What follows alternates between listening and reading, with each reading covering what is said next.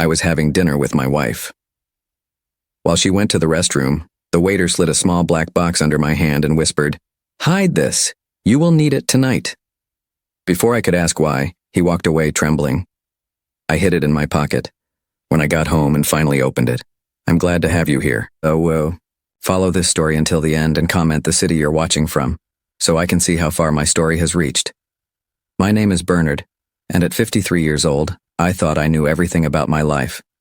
I thought I understood my marriage, my wife, my comfortable routine. That Friday evening at the Meridian restaurant changed everything I believed about the woman I had shared a bed with for 8 years. The restaurant was our usual place for special occasions. Melanie had insisted we celebrate something she called new beginnings, though I couldn't quite grasp what she meant. The warm glow of the pendant lights cast shadows across her face as she smiled at me from across the mahogany table. Her auburn hair caught the light perfectly, and for a moment she looked exactly like the woman I had fallen in love with all those years ago. We had ordered our usual dishes. Melanie always chose the salmon with herbs, and I stuck to my ribeye steak, medium rare. The aroma of rosemary and garlic filled the air around us, mixing with the soft murmur of other diners' conversations. Everything felt normal, routine even, until Melanie excused herself to the restroom. I watched her walk away, her black dress flowing elegantly as she moved between the tables. She had been acting strange lately, more secretive with her phone, more distant during our conversations. But I attributed it to work stress. Melanie had always been particular about her privacy, and after 8 years of marriage, I had learned not to pry too much. I was checking my own phone when the waiter appeared beside our table. He was a young man, maybe in his 20s, with nervous eyes that kept darting toward the restroom where Melanie had disappeared. Without saying a word, he slid a small black box under my hand on the table. "Hide this," he whispered, his voice trembling slightly. "You will need it tonight." Before I could ask what he meant, before I could even process what had just happened, he walked away quickly, almost stumbling in his haste to get away from our table. I looked around, confused, wondering if other diners had noticed the strange exchange. No one seemed to be paying attention. I slipped the box into my jacket pocket just as Melanie returned from the restroom. She was touching up her lipstick, that same coral shade she had worn since our honeymoon. Her smile was bright, almost too bright, as she settled back into her chair. "Everything okay, honey?" she asked, reaching across the table to touch my hand. Her fingers were cold despite the warmth of the restaurant. "Of course," I said, forcing a smile. "Just checking some emails." The rest of dinner passed in a blur. Melanie talked animatedly about her day, about her friend Bethany's new apartment, about plans for the weekend, but I could barely concentrate on her words. The box in my pocket felt like it was burning through the fabric, demanding my attention. Every time I moved, I could feel its weight against my chest. We shared dessert, a chocolate mousse that Melanie claimed was divine, though I noticed she barely touched it. She kept checking her phone, claiming it was work messages, but her fingers moved across the screen with a familiarity that suggested personal conversations rather than professional ones. The drive home was quiet. Our house on Riverside Drive looked peaceful in the evening light. The garden Melanie had spent months perfecting, displaying its spring blooms. Lavender lined the walkway, filling the air with its calming scent. This was supposed to be our sanctuary, our safe haven. Why did it suddenly feel foreign to me? "I'm going to take a long bath," Melanie announced as soon as we walked through the front door. "It's been such a long week." I nodded, watching her disappear upstairs. I heard the bathroom door close, followed by the sound of running water. Only then did I allow myself to retrieve the black box from my pocket. It was smaller than I had initially thought, about the size of a jewelry box, but heavier. There was no label, no indication of what it might contain. My hands shook slightly as I opened it. Inside, nestled in black velvet, was a cell phone. Not just any cell phone, but one I had never seen before. It was an older model, the kind someone might use if they wanted to avoid leaving digital traces. Attached to it was a small piece of paper with a single word written in careful handwriting. "Read." I turned on the phone, and immediately, the screen filled with text messages. My blood went cold as I read the first few lines. The messages were between two contacts, M and Love. I didn't need to guess who M was. The timestamp showed these conversations had been happening for months, some even during evenings when Melanie claimed to be working late or spending time with Bethany. "Can't wait to be free of him," one message read. "Just a little longer and we can start our real life together." Another. "The insurance policy is updated. $1.5 million. Enough for us to disappear and start fresh wherever we want." My hands trembled as I scrolled through more messages. They discussed details of my daily routine, my habits, my schedule. They knew I took the same route to work every morning, that I always stopped for coffee at the corner shop, that I went for evening runs along the lakefront path. Then I found the message that made my stomach drop. Baby's due in December. Perfect timing. By then, it'll all be over. Baby. Melanie was pregnant and it wasn't mine. We had been trying for years with no success. The doctors had run tests, found no problems with either of us, suggested we keep trying. And now I discovered she was carrying another man's child. But the most chilling messages were the ones discussing my death. They weren't talking about divorce, about ending our marriage cleanly. They were planning to make me disappear permanently, to make it look like an accident. The insurance money would fund their new life together, and no one would ever suspect the grieving widow. I sat in my study, the phone clutched in my shaking hands, trying to process what I was reading. This woman I had loved, trusted, shared my life with for 8 years was planning to kill me. The realization hit me like a physical blow, leaving me breathless and dizzy. From upstairs, I could hear Melanie humming softly in the bathroom, the same tune she always hummed when she was particularly happy. The sound that used to comfort me now filled me with dread. Was she humming because she thought her plan was working? Because she believed I was oblivious to what was coming? I forced myself to read more messages, each one revealing another layer of betrayal. They had been planning this for months, possibly years. Every loving gesture, every intimate moment, every time she had told me she loved me, it had all been part of an elaborate lie. The man she was communicating with, the one she called love, was someone named Milton. I scrolled through their conversation history and realized they had been together far longer than Melanie and I had been married. This relationship predated our wedding, our entire life together. I had never been her husband in her heart. I had only been her target. The water stopped running upstairs. Soon Melanie would emerge from her bath, probably wearing that silk nightgown I had bought her for her birthday last year, and she would smile at me with those same lying lips that had whispered sweet words of love while planning my murder. I quickly turned off the phone and hid it in my desk drawer, making sure it was completely concealed beneath some old files. My heart was racing, but I knew I had to appear normal. I couldn't let her know that I knew. Not yet. I had always prided myself on being a rational man, someone who approached problems methodically and found logical solutions. But this wasn't a business problem or a puzzle to be solved. This was my life, my marriage, my future that had just been revealed as an elaborate fraud. Melanie's footsteps on the stairs told me she was coming down.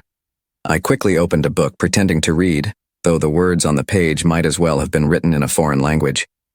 My mind was reeling, trying to process the magnitude of what I had discovered. "You look tired, sweetheart," she said as she entered the study. She was indeed wearing the silk nightgown and her hair was still damp from her bath. To anyone else, she would have looked like the picture of a loving wife, concerned about her husband's well-being. "Long day," I managed to say, not trusting my voice to remain steady if I said more. She moved behind my chair and began massaging my shoulders, her touch gentle and familiar. Once this gesture would have relaxed me, made me feel cherished and cared for. Now her hands felt like they belonged to a stranger, someone capable of unthinkable betrayal. "Why don't we go to bed early tonight?" she suggested, her voice soft and seductive. "We both need rest." I nodded, not daring to look at her directly. How could I share a bed with someone who was planning my death? How could I pretend everything was normal when my entire world had just collapsed around me? As we walked upstairs together, her arm linked through mine, I caught sight of our reflection in the hallway mirror. We looked like any other middle-aged couple, comfortable in their routine, secure in their love. The image mocked me with its normalcy. That night I lay awake listening to Melanie's breathing beside me. She slept peacefully, as if she didn't have a care in the world. Meanwhile, I stared at the ceiling, my mind racing with questions and a growing sense of dread. Who was this woman lying next to me? How had I been so blind for so long? And most importantly, what was I going to do about it? The waiter's words echoed in my mind. "You will need it tonight." He had been right. I needed the truth, as devastating as it was. But now that I had it, I realized the real challenge was just beginning. How do you continue living normally when you've discovered your entire life is built on lies? I didn't sleep that night. How could I, knowing what I now knew about the woman lying peacefully beside me? Every small sound she made, every shift in her breathing, reminded me that I was sharing a bed with someone who was planning my death. Saturday morning arrived with cruel normalcy. Melanie woke up refreshed, stretching lazily before giving me that same warm smile she had perfected over our 8 years together. She kissed my cheek before heading to the shower, humming that familiar tune that now sounded like a death march to my ears. "I'm making your favorite breakfast," she called from the bathroom. "Blueberry pancakes and that maple sausage you love." Once upon a time, this gesture would have filled me with contentment. The thought of lazy Saturday mornings, good food, and the woman I loved taking care of me. Now, every kindness felt poisonous, every loving gesture a calculated move in her deadly game. I waited until I heard the shower running before retrieving the phone from my desk drawer. My hands were steadier this morning, though my heart still raced as I scrolled through more of the messages I hadn't been able to finish reading the night before. What I discovered made my blood run cold. The messages went back almost 3 years, but the conversation history revealed something even more devastating. Melanie and Milton hadn't just been planning my death recently. They had been together for 10 years. 10 years. That meant their relationship had started 2 full years before Melanie and I had even met. I read through their early messages with growing horror. They detailed how they had researched me, studied my habits, my financial situation, my vulnerability as a recent widower still grieving my first wife, Sarah. Sarah had died in a car accident 5 years before I met Melanie, and I had been lonely, isolated, the perfect target for their scheme. "He's exactly what we've been looking for," one of Melanie's early messages read. "Successful, lonely, and still devastated about losing his wife. He'll be easy to manipulate." Milton's response was equally chilling. "Make sure you learn everything about the dead wife. Mirror her personality, her interests. Make him fall in love with Sarah's ghost." I felt sick as I realized how thoroughly I had been played. Melanie's love of classical music, her interest in gardening, her gentle way of making tea in the mornings, all of it had been carefully constructed to remind me of Sarah. She had studied my dead wife's habits and preferences, then molded herself into a perfect replacement. The messages revealed more disturbing details. Milton worked as an insurance investigator, which gave him inside knowledge of how to make deaths look accidental. They had studied other cases, learned from other perfect crimes, and planned every detail of my eventual demise. "The running route by the lake is perfect," one message read. "Early morning, not many witnesses. A slip on the wet rocks, a fall into the water. Bernard can't swim well, everyone knows that. It'll look completely accidental." I couldn't swim well. That was true. It was something Melanie had learned about me early in our relationship when I had explained why I preferred pool lounging to swimming during our honeymoon. A detail I had shared in trust and vulnerability, now to be used as the method of my murder. But the revelation that shattered me completely was buried deeper in their conversation history. They discussed not just my death, but my entire married life with cruel detachment. They laughed about my romantic gestures, mocked the gifts I had given her, ridiculed my expressions of love. "He bought me diamond earrings for our anniversary," one message read. $2,000, what an idiot. He has no idea I give everything to you." Milton's response, "At least we know he's good for the money. Keep playing the loving wife, it won't be much longer." Every anniversary gift, every birthday surprise, every spontaneous gesture of love I had made had been immediately reported to Milton like intelligence gathered by a spy. They had turned my genuine affection into a source of amusement and profit. The sound of the shower stopping upstairs jolted me back to the present.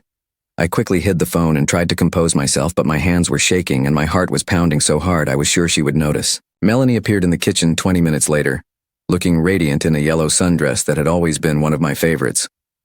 Her hair was styled perfectly, her makeup subtle but flawless. She moved around our kitchen with practiced ease, preparing breakfast while chatting about plans for the weekend. "I thought we might visit the farmer's market this afternoon," she said, flipping pancakes with expert precision. "Bethany mentioned they have those organic strawberries you love." Bethany.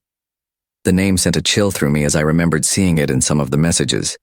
I had assumed Bethany was just Melanie's friend, someone she occasionally met for lunch or shopping trips, but now I wondered what role she played in this elaborate deception.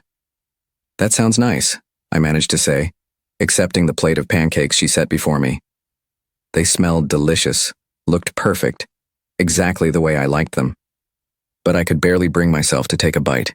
As I forced myself to eat, I watched Melanie move around the kitchen. She was so convincing in her role as the loving wife that it was hard to believe what I had read just minutes before. Every gesture seemed genuine, every smile warm and authentic. If I hadn't seen those messages with my own eyes, I never would have suspected her of being anything other than what she appeared to be. That's when I realized the true depth of her deception. This wasn't just about money or insurance policies. This was about a woman who had spent 8 years of her life perfecting a performance, living a complete lie, sharing my bed and my home while planning my death with the cold calculation of a professional assassin.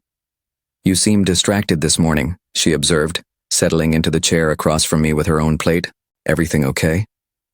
I looked into her green eyes, the same eyes that had looked at me with such apparent love on our wedding day, the same eyes that had filled with tears when we thought she might be pregnant last year, the same eyes that now held secrets that could destroy me.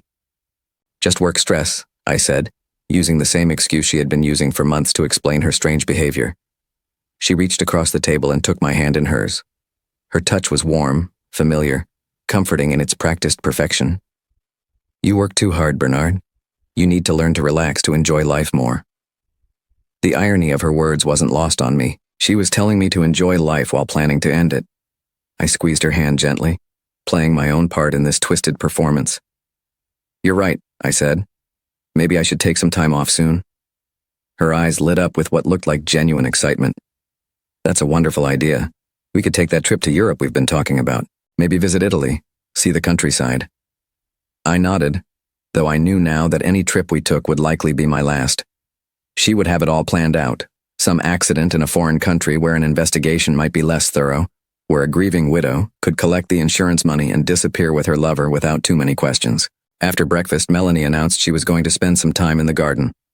I watched her through the kitchen window as she knelt among the lavender plants, tending to them with the same care she had always shown. From a distance, she looked like the perfect wife, content in her domestic routine. The sight should have brought me peace, but now it filled me with dread. I used her absence to explore the phone more thoroughly. What I found in the photo gallery made my stomach turn. There were pictures of me taken without my knowledge, photos of our house from different angles, screenshots of my daily schedule, even pictures of my office building taken from the street. They had been surveilling me like a target for assassination. Every detail of my life had been documented and studied. They knew my routines better than I knew them myself. But it was the voice recordings that broke something inside me. Melanie had been secretly recording our most intimate conversations, our private moments, our discussions about the future. She had captured my expressions of love, my vulnerable confessions, my hopes and dreams for our life together, and she had shared them all with Milton. I listened to my own voice telling her I loved her, heard myself talking about growing old together, planning for retirement, discussing the children we hope to have someday, and underneath each recording was Milton's commentary, making jokes about my sincerity, planning how to use my own words against me. The realization hit me that I had been living with a complete stranger for 8 years. The woman I thought I knew, the woman I had loved and trusted and shared my life with, had never existed at all. She was an invention, a character created specifically to deceive me. I thought about our wedding day, how radiant she had looked walking down the aisle, how my heart had soared when she said "I do." Had any of it been real for her? Or had it all been just another performance, another step in their elaborate plan? The sound of her laughter from the garden drew my attention back to the window. She was on her phone talking to someone while she worked among the flowers. From her body language, the way she tilted her head and smiled, I could tell it was an intimate conversation. Milton, no doubt, getting a report on how well she was playing her role. I realized then that I needed to be just as good an actor as she was. I couldn't let her know what I had discovered, not yet. I needed time to figure out what to do, how to protect myself, how to turn the tables on the woman who had made me the target of her deadly game. But as I watched her through the window, laughing and flirting with the man who was helping her plan my murder, I felt something else besides fear and betrayal. I felt anger, pure and righteous, beginning to burn in my chest.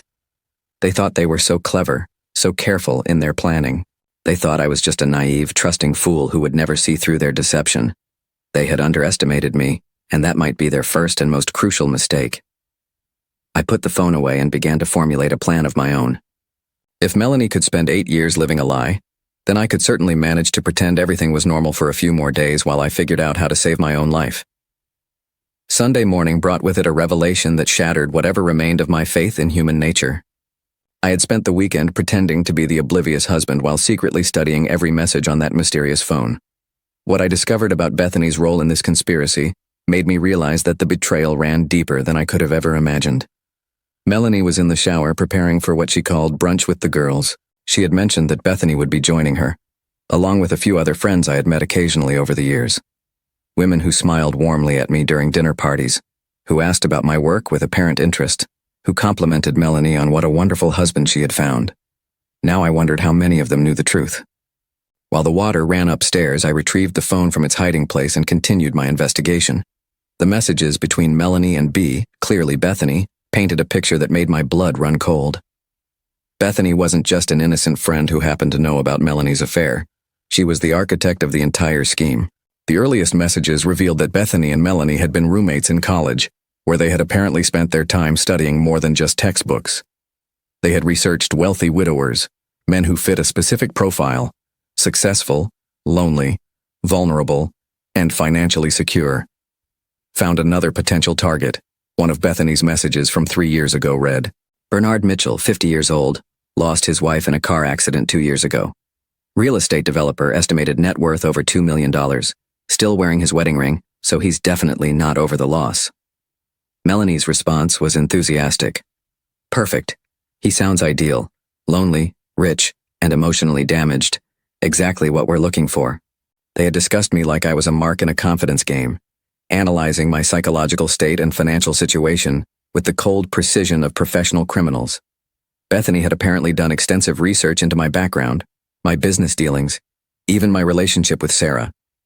"The dead wife angle is perfect," Bethany had written. "Men like him never really get over losing their first love. If you can make him think you're similar to her, he'll fall hard and fast. Attach the emotional hook, and the financial hook becomes easy." I felt sick reading their casual discussion of Sarah's memory being used as a weapon against me. They had taken the most painful experience of my life and turned it into a tool for manipulation. But it was the recent messages between Bethany and Melanie that revealed the true scope of their current plan. Bethany wasn't just advising from the sidelines. She was actively participating in the preparations for my murder. "Milton's getting nervous about the timeline," Bethany had written just 3 days ago. "He thinks you should move faster. The baby is going to start showing soon, and questions will get harder to deflect." Melanie's response chilled me. "I know, but we have to be careful. Bernard's starting to notice things. Yesterday he asked why I've been on my phone so much. We can't afford to make him suspicious now." "Maybe it's time for the accident," Bethany had replied. "Milton has everything planned out. The jogging route, the timing, even the police response. He's thought of every detail." They discussed my death with the same casual tone they might use to plan a dinner party. No emotion, no hesitation, just cold calculation about the best way to kill me and collect the insurance money. I discovered that Bethany had been conducting surveillance on me for months. She had followed me to work, documented my routines, even befriended some of my colleagues under false pretenses to learn more about my schedule and habits. "He leaves the office every day at exactly 5:30, one of her reports read. "Takes the same elevator, walks to the same parking garage. Very predictable patterns. This could be useful if we need an alternative to the jogging route." The methodical way they had studied my life was terrifying. They knew things about my daily routine that I didn't even realize I did consistently.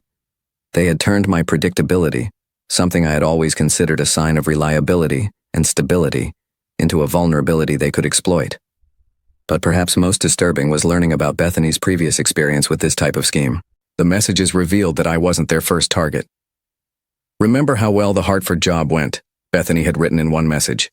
"Clean, simple, no complications. The widow collected her money and disappeared just like we planned." Hartford.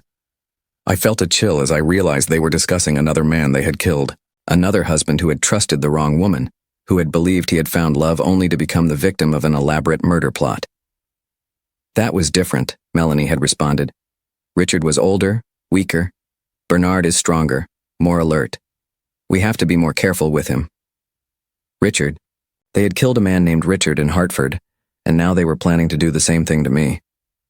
I wasn't their first victim. I was just their latest target in what appeared to be a serial killing operation disguised as insurance fraud. The sound of footsteps above told me Melanie was getting out of the shower. I quickly hid the phone and tried to compose myself, but my hands were shaking and my heart was racing. Learning about Bethany's involvement had somehow made everything worse. It meant that every social interaction I had experienced over the past few years had been tainted by deception. I thought about all the times Bethany had been in our home, sitting in our living room eating dinner at our table, accepting my hospitality while secretly planning my death. She had looked me in the eye and smiled while knowing exactly how they intended to kill me. Melanie appeared in the kitchen wearing a light blue dress that brought out her eyes. She looked beautiful, refreshed, ready for a pleasant morning with her friends. The sight of her filled me with revulsion. "You look lovely," I managed to say, playing the role of the devoted husband. She beamed at the compliment, moving close to kiss my cheek. "Thank you, sweetheart. Bethany is picking me up in 20 minutes. We're trying that new place downtown, the one with the rooftop garden." I nodded, forcing a smile. "Tell Bethany I said hello." "I will. She always asks about you, you know. She thinks you're wonderful." The irony of those words was almost unbearable. Bethany thought I was wonderful, all right. Wonderfully naive, wonderfully trusting, wonderfully easy to kill. "What are your plans for today?" Melanie asked, checking her reflection in the hallway mirror. "Just some paperwork from the office," I said. "Maybe a run later if the weather holds." She turned to me with what looked like genuine concern. "Be careful on those lakefront paths. They can be slippery when they're wet." Even her words of caution took on a sinister meaning now. Was she worried about my safety? Or was she worried that I might have an accident before they were ready to execute their plan? A car honked outside, and Melanie gathered her purse and jacket. "That's Bethany. I'll see you this afternoon." She kissed me goodbye, the same warm, loving kiss she had given me hundreds of times before. But now it felt like a betrayal, like Judas kissing Jesus before handing him over to his executioners. I watched from the window as she walked to Bethany's car. Bethany waved at me from the driver's seat, the same friendly wave she had given me dozens of times before. She was an attractive woman in her mid-30s with short blonde hair and an easy smile. She looked like exactly the kind of person you would trust, the kind of friend you would want in your life. Seeing her now, knowing what she really was, made my skin crawl. As soon as they drove away, I retrieved the phone again and continued reading. I discovered that they had been planning this for over a year, waiting for the perfect opportunity to execute their plan. The pregnancy had accelerated their timeline, but they had been preparing for my death long before Melanie had conceived Milton's child. They had even discussed what she would do after I was dead. She would play the grieving widow for an appropriate period, probably 6 months to a year, before quietly moving away to start her new life with Milton. They had already picked out a house in Costa Rica, a country with no extradition treaty with the United States, where they could live comfortably on the insurance money. "The beach house looks perfect," one of Melanie's messages read. "Private, secluded, cash purchase, so no paper trail. We'll be completely free to start over." They had planned my entire aftermath, right down to where they would live and how they would spend the money they received for killing me. They had reduced my life to a simple transaction, my death in exchange for their financial freedom. But it was the final set of messages that made me realize just how urgent my situation had become. The conversation was from just yesterday, while I had been pretending to read in my study. "Milton is getting impatient," Bethany had written. "He wants to move this week. He's worried about waiting any longer." Melanie's response was equally urgent. "I know. I can keep Bernard calm for a few more days, but not much longer. He's starting to ask questions about my phone calls." "Wednesday morning," Bethany had replied. "The jogging route. Milton will be in position by 6 a.m. Make sure Bernard takes his usual path." Wednesday. That was just 3 days away. They were planning to kill me in 3 days. I felt a cold sweat break out across my forehead as the reality of my situation hit me fully. This wasn't some distant threat or elaborate fantasy. They were going to try to murder me on Wednesday morning, and they had it all planned out in meticulous detail. I forced myself to read through Milton's technical messages about the murder plan. He had studied the lakefront jogging path extensively, identified the exact spot where they would stage my accident, and even timed the police response to ensure they would have enough time to make everything look convincing. "The rocks are loose near the North Bend," one of his messages read. "Easy to make it look like he slipped and fell. The water is deep enough there that even a good swimmer would have trouble, and we know Bernard can barely swim at all." They had thought of everything, planned for every contingency. They knew the timing of the morning joggers, the schedule of the park maintenance crews, even the patrol patterns of the local police. This wasn't the work of amateurs. This was a carefully orchestrated murder plot. The sound of a car in the driveway told me that Melanie was returning from her brunch. I quickly hid the phone and tried to prepare myself for another performance. Another few hours of pretending that everything was normal, while knowing that my wife and her accomplices were planning to kill me in 72 hours. But as I watched Melanie walk up the front path laughing at something on her phone, probably a message from Milton or Bethany, I felt something change inside me. The fear was still there, but it was being joined by something else. Determination. They thought they had the perfect plan, but they had made one crucial mistake. They had underestimated me. They saw me as a victim, a target, a mark to be exploited and discarded. But I was still alive. I still had time, and now I knew exactly what they were planning. Monday morning arrived with deceptive normalcy.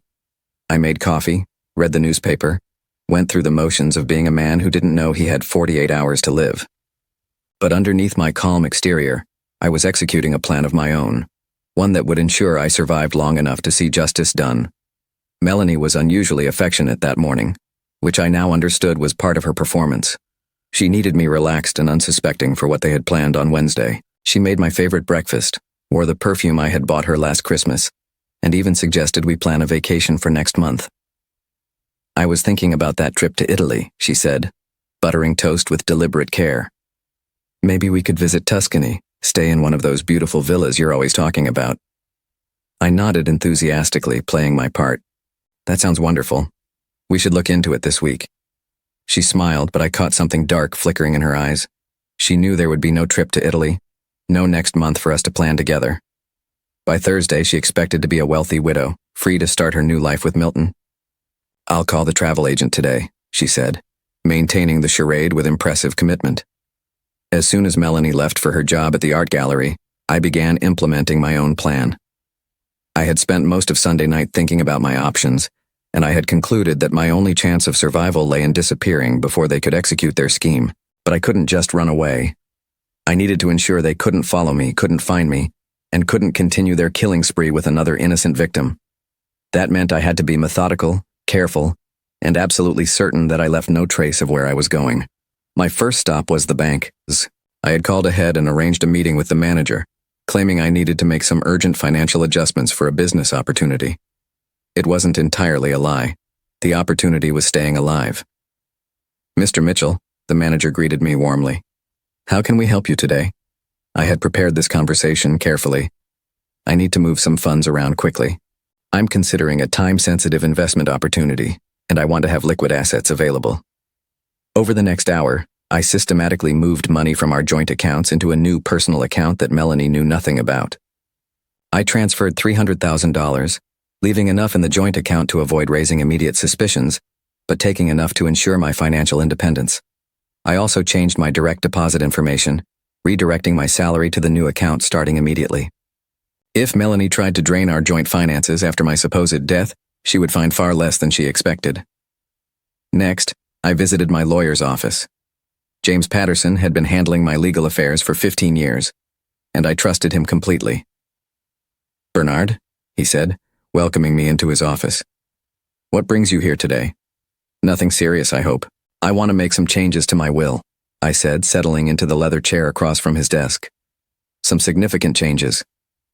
I spent an hour rewriting my entire will, removing Melanie as the primary beneficiary, and instead leaving everything to charity, with specific instructions that the funds be used to help victims of domestic violence and fraud. If I did die, Melanie wouldn't see a penny of my money. This is quite a dramatic change, James observed, reviewing the documents. Are you sure about this? Completely sure, I said. And James, I need this to be absolutely confidential. Don't mention these changes to anyone, including Melanie. Can you ensure that? He nodded, though I could see curiosity in his eyes. Of course. Attorney-client privilege applies absolutely. I also gave him sealed instructions to be opened only in the event of my death, explaining everything I had discovered about Melanie's plan. If they succeeded in killing me, at least there would be evidence pointing to the truth. My next stop was a small electronics store across town, where I purchased a new cell phone under a fake name, paying cash. I spent the afternoon setting up secure email accounts and researching private investigators in different states. If I was going to disappear, I needed professional help covering my tracks. By evening, I had made significant progress on my escape plan, but I still faced the challenge of getting through the next day without arousing Melanie's suspicions. She was watching me carefully now, though she tried to hide it behind smiles and casual conversation. You seem energetic today, she commented over dinner. Everything okay at work? Just excited about some new projects, I said. Sometimes it feels good to shake things up, try something different. She nodded, but I caught her studying my face, looking for signs of suspicion or awareness. I forced myself to maintain eye contact, to smile naturally, to play the role of the unsuspecting husband for just a little longer. That night, as we lay in bed, Melanie was more physically affectionate than she had been in months. She initiated intimacy with an intensity that might have thrilled me under different circumstances, but knowing what I now knew, her touch felt calculating, like she was saying goodbye to the man she was about to kill. "I love you so much," she whispered in the darkness afterward. "I hope you know that." I told her I loved her too, the words feeling like ash in my mouth. How many times had she said those same words while planning my death? How many of our intimate moments had been nothing more than performance art for her? Tuesday arrived with an urgency that made my skin crawl. 24 hours until they planned to execute their scheme. I knew I had to maintain my normal routine while making final preparations for my escape. At the office, I quietly made arrangements with my business partner to handle my accounts for the next few weeks. I told him I was considering taking some personal time, possibly traveling, and needed to ensure everything would run smoothly in my absence. "You deserve a break," he said. "You've been working too hard lately. Where are you thinking of going?" "Not sure yet," I replied truthfully. "Somewhere quiet where I can think." I spent the morning transferring additional funds and making copies of all my important documents. By lunchtime, I had enough liquid assets to disappear completely, along with new identification documents I had arranged through contacts in my business network. The afternoon was spent creating a detailed timeline of everything I had discovered about Melanie's plan. I documented every message I had found, every piece of evidence, every detail of their conspiracy. If something went wrong, if they somehow managed to find me, I wanted to ensure there was a complete record of their crimes. As evening approached, I realized this would likely be my last night in the house I had called home for 8 years. I walked through the rooms, looking at the furniture we had bought together, the photographs of our life together, the mementos of what I had thought was a loving marriage. It all felt like artifacts from someone else's life now. Props in an elaborate stage production that was finally coming to an end.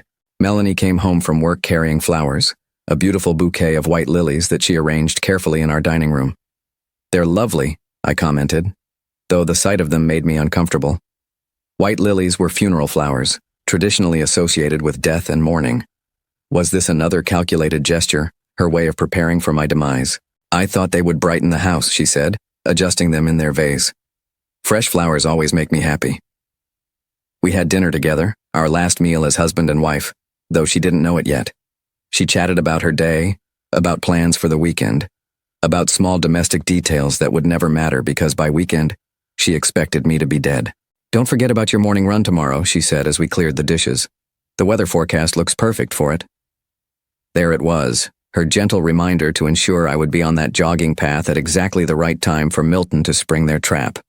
She was still playing her role perfectly, the loving wife concerned about her husband's exercise routine. "I'm looking forward to it," I said. "I could use a good run to clear my head." After dinner, I excused myself to my study, claiming I had some work emails to catch up on. Instead, I spent the time making final preparations for my escape. I packed a small bag with essential items, hid it in my car, and made sure I had everything I needed to disappear at a moment's notice. I also wrote a letter to Melanie, though I wasn't sure if I would ever give it to her. It explained what I had discovered, how I had learned about their plan, and why I was choosing to disappear rather than confront them directly. Writing it felt cathartic, like finally telling the truth after days of deception. As bedtime approached, I realized I was facing a crucial decision. I could go through with my plan to disappear tomorrow morning, vanishing before they could execute their scheme. It was the safe choice, the smart choice, the one most likely to keep me alive.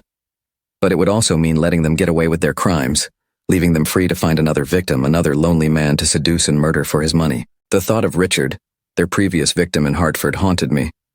How many other men had there been? How many would there be in the future if I didn't stop them? As I lay in bed next to Melanie, listening to her peaceful breathing, I made my final decision. I wouldn't just run away. I would turn the tables on them, use their own plan against them, and ensure they faced justice for what they had done. Tomorrow morning, I would go for my run as scheduled. But I wouldn't be the victim they expected me to be. I would be the hunter, and they would become the hunted. Wednesday morning arrived with crisp autumn air and the promise of death. I woke before dawn, as I always did on running days, but this time I knew exactly what awaited me on the lakefront path. Milton would be positioned near the rocky outcrop at the north bend. waiting for the perfect moment to stage my accident. Melanie stirred beside me as I got out of bed, her eyes opening just enough to watch me pull on my running clothes. "Be careful out there," she murmured, her voice thick with sleep. "I love you." Those words, which once would have filled me with warmth, now sent ice through my veins. She was sending me off to my planned execution with words of love on her lips. "I love you too," I replied, the lie coming easier now after days of practice.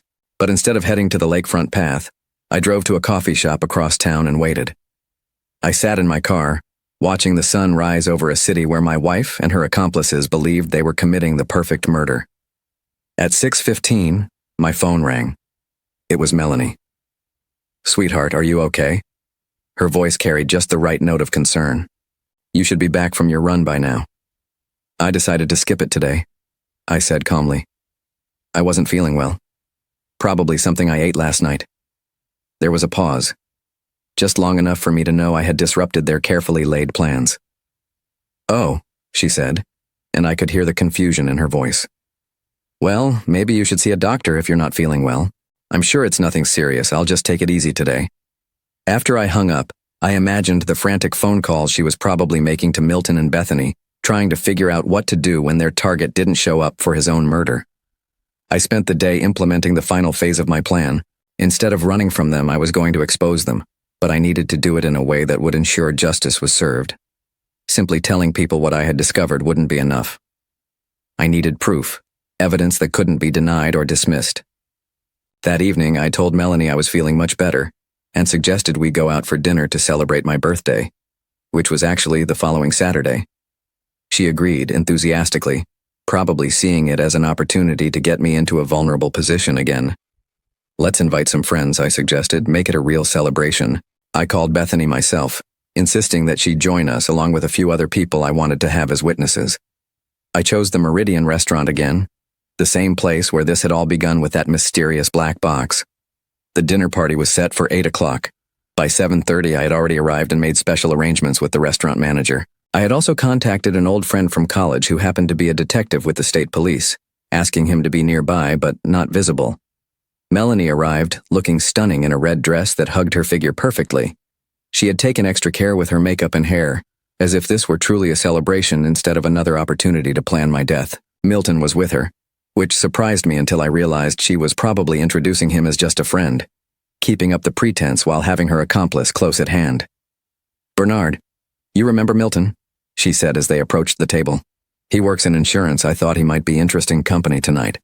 I shook Milton's hand, looking directly into the eyes of the man who had been planning to kill me just that morning. He was younger than I had expected, probably in his mid-40s, with an easy smile and confident handshake. He looked exactly like the kind of man women found attractive, charming, trustworthy. "Happy birthday," he said warmly. "Melanie tells me you're a real estate developer. That must be fascinating work." "It has its moments," I replied, studying his face for any sign of nervousness or guilt. He showed none. He was a good actor, almost as good as Melanie. Bethany arrived a few minutes later, wearing a black cocktail dress and her usual bright smile. She hugged me warmly, kissing my cheek like the caring friend she pretended to be. "You look wonderful," she said. "Marriage agrees with you." The irony of her comment was almost unbearable. We ordered drinks and appetizers, settling into what appeared to be a normal social evening. The conversation flowed easily, covering safe topics like work, travel plans, and local events. If I hadn't known what these people were really planning, I might have enjoyed myself. But I was watching everything carefully, noting the subtle glances between Melanie and Milton, the way Bethany kept checking her phone, the nervous energy that none of them could quite hide despite their polished performances. As the main course was served, I decided it was time to begin my own performance. "I want to thank everyone for being here tonight," I said, raising my wine glass. "It means so much to have such good friends around me, especially people I can trust completely." The word trust hung in the air like a challenge. I saw Melanie's smile falter slightly, though she recovered quickly. "We're the ones who should be grateful," she said, reaching over to squeeze my hand. "You're such a wonderful husband, Bernard. I can't imagine life without you." "That's interesting," I said, my voice remaining conversational, "because I've been thinking a lot about life lately, about how quickly things can change, how people aren't always who they seem to be." Milton shifted uncomfortably in his chair, but his voice remained steady when he spoke. That's very philosophical. Are you going through some kind of midlife reflection? You could say that. I've been discovering things about myself, about the people around me. Surprising things. I reached into my jacket pocket and pulled out the black phone, setting it on the table where everyone could see it. Melanie's face went completely white. I received an interesting gift last Friday, I continued, my voice calm and measured. Someone wanted me to know the truth about my life, about my marriage, about the people I thought I could trust. Bethany's hand was trembling as she reached for her wine glass. Bernard, what are you talking about? I'm talking about murder, I said simply. I'm talking about a conspiracy to kill me for insurance money. I'm talking about the fact that my loving wife has been planning my death for months. The silence at the table was deafening. Other diners continued their conversations around us, oblivious to the drama unfolding at our table. Melanie tried to laugh, but it came out as a strangled sound. Bernard, you're scaring me. What has gotten into you? I began reading from the phone, reciting their own words back to them. The messages about the insurance policy, the discussions of my daily routine, the plans for my accident at the lakefront path. Can't wait to be free of him, I read aloud. Just a little longer, and we can start our real life together. Milton stood up abruptly, his chair scraping against the floor. I don't have to listen to this crazy talk. Sit down, Milton, I said quietly, and something in my voice made him pause. The police are already on their way. You're not going anywhere. Bethany made a small whimpering sound, her carefully constructed facade crumbling completely. Bernard, please let me explain. Explain what? I asked. How you've been planning to murder me. How you killed a man named Richard in Hartford before targeting me. How you turned my love for my dead wife into a weapon to use against me. Melanie was crying now, but I could see the calculation behind her tears. She was still trying to find a way out. Still trying to manipulate the situation to her advantage. I do love you, she said desperately.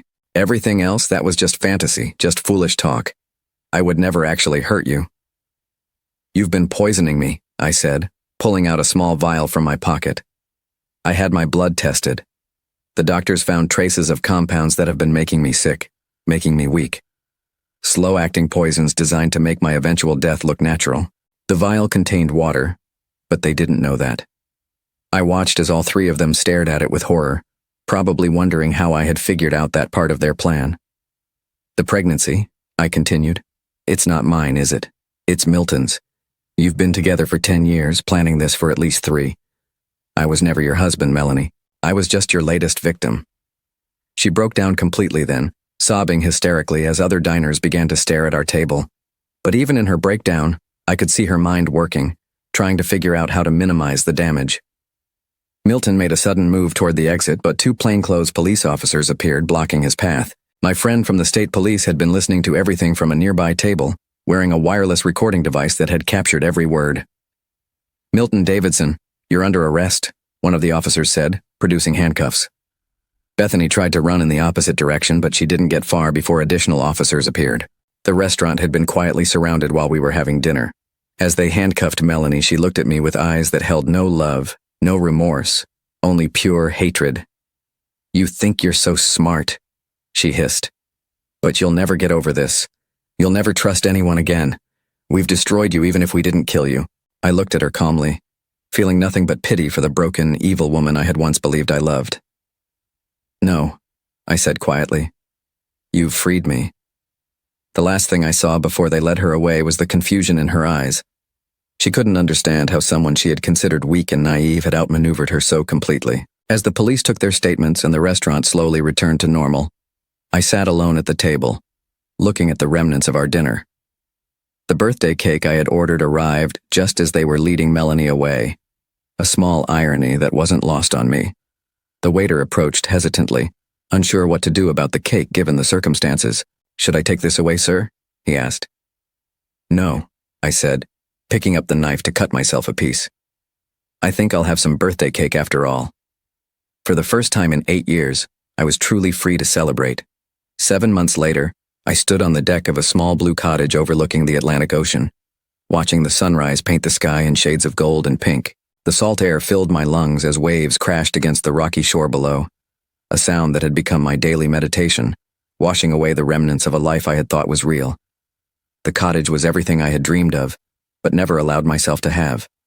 Simple, peaceful, honest. No pretense, no elaborate furnishings chosen to impress, no carefully curated life designed to attract the wrong kind of attention.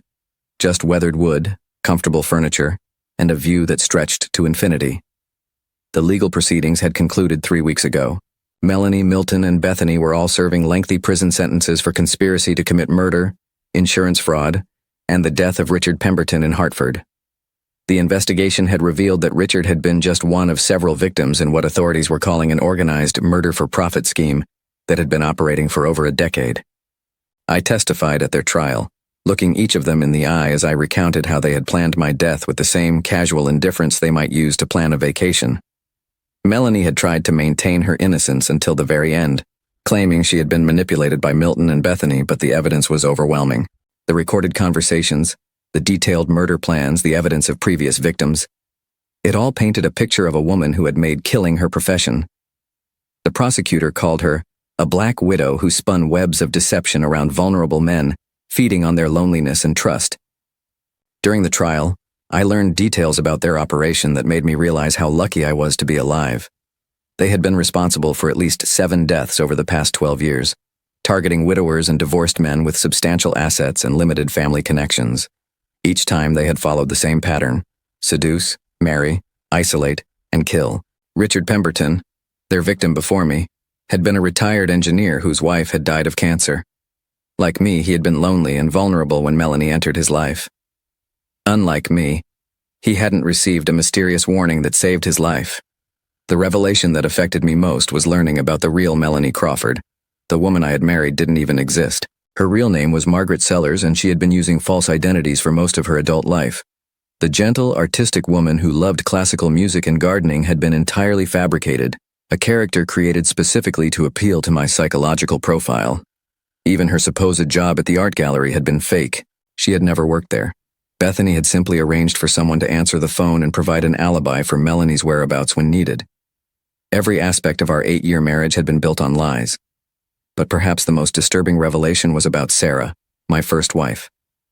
During their research into my background, they had desecrated her grave, stealing personal items that Melanie then discovered in antique shops, claiming they reminded her of things her grandmother had owned. She had used my dead wife's jewelry and possessions as props in her performance, turning Sarah's memory into another tool for manipulation. Standing on my deck now, watching seabirds dive for fish in the morning light, I felt only peace when I thought about Sarah. The real Sarah, not the twisted version Melanie had created to manipulate me. I had finally been able to properly mourn my first wife, to separate my genuine memories of her from the psychological manipulation I had endured. The cottage had belonged to Sarah's aunt, a woman I had met only once at our wedding but who had left me the property in her will years ago. I had never visited it during my marriage to Melanie, claiming I was too busy with work, but really because I wasn't ready to face that connection to Sarah's family. Now I understood that some part of me had been saving this place, keeping it as a refuge for when I truly needed it. The aunt had passed away 2 years ago, and the property had been waiting for me, almost as if Sarah herself had arranged for me to have a safe harbor when my world collapsed. I had sold the house on Riverside Drive, unable to live in a space that held so many poisoned memories. Every room reminded me of Melanie's deception, of the years I had spent unknowingly sharing my life with someone who was planning my death. The new owners were a young couple expecting their first child, and I took comfort in knowing that the house would now be filled with genuine love instead of elaborate lies. My business was thriving under the management of my partner, and I had discovered that working remotely from the coast suited me perfectly. I handled the financial and strategic aspects of our development projects, while he managed the day-to-day operations. It was an arrangement that gave me the freedom I needed while maintaining the professional success I had worked so hard to achieve. But the most significant change in my life wasn't the new location or the simplified lifestyle. It was the absence of fear. For 8 years, I had lived with a constant undercurrent of anxiety that I had attributed to work stress or middle-aged worries. Now I realized that some part of me had always sensed that something was wrong with my marriage, that the woman I lived with wasn't who she claimed to be. That intuitive alarm had been silenced by Melanie's masterful manipulation, but it had never completely disappeared. Living without that constant state of alert vigilance was like recovering from a chronic illness I hadn't realized I was suffering from. I had also discovered the simple pleasure of solitude. After 8 years of carefully monitored conversations and calculated intimacy, being alone with my own thoughts was a luxury I had forgotten how to appreciate. I could read without being questioned about my choice of books, take walks without accounting for my whereabouts, make decisions based solely on what I wanted rather than what might please someone else. The investigation had revealed that Melanie had been documenting my every move, recording my conversations, and reporting my activities to Milton and Bethany as if I were a subject in some twisted scientific experiment. Living without that surveillance, knowing that my privacy was truly private, felt like breathing freely after years of suffocation. I had started writing, something I had always wanted to do but never found time for during my previous life. The story wasn't about my experience with Melanie, though that would certainly make for compelling reading someday. Instead, I was working on a novel about a man who discovers that his entire understanding of himself has been shaped by other people's expectations, and who must learn to define his own identity. The writing process was therapeutic, helping me work through the psychological aftermath of discovering that my marriage had been an elaborate fraud. I was learning to trust my own judgment again, to distinguish between genuine emotions and manipulated responses. 3 weeks ago, I had received a letter from Melanie in prison. I had debated whether to read it, but curiosity ultimately won out. The letter was several pages long, filled with what appeared to be genuine remorse and pleas for forgiveness. She claimed that she had actually fallen in love with me during our marriage, that she had tried to call off the murder plot but hadn't been able to escape Milton's control. It was her final attempt at manipulation, one last effort to plant seeds of doubt in my mind. I had read the entire letter carefully, then burned it in my fireplace, watching the paper turn to ash as I finally let go of any lingering connection to the woman who had tried to destroy me. The truth was that I felt no anger toward any of them anymore. Anger required emotional investment, and I had none left to give to people who had never truly existed in my life. They were strangers who had played roles in an elaborate deception, but they had never been real friends, real family, or a real wife. You can't miss something you never actually had. What I had found instead was something I hadn't expected: gratitude.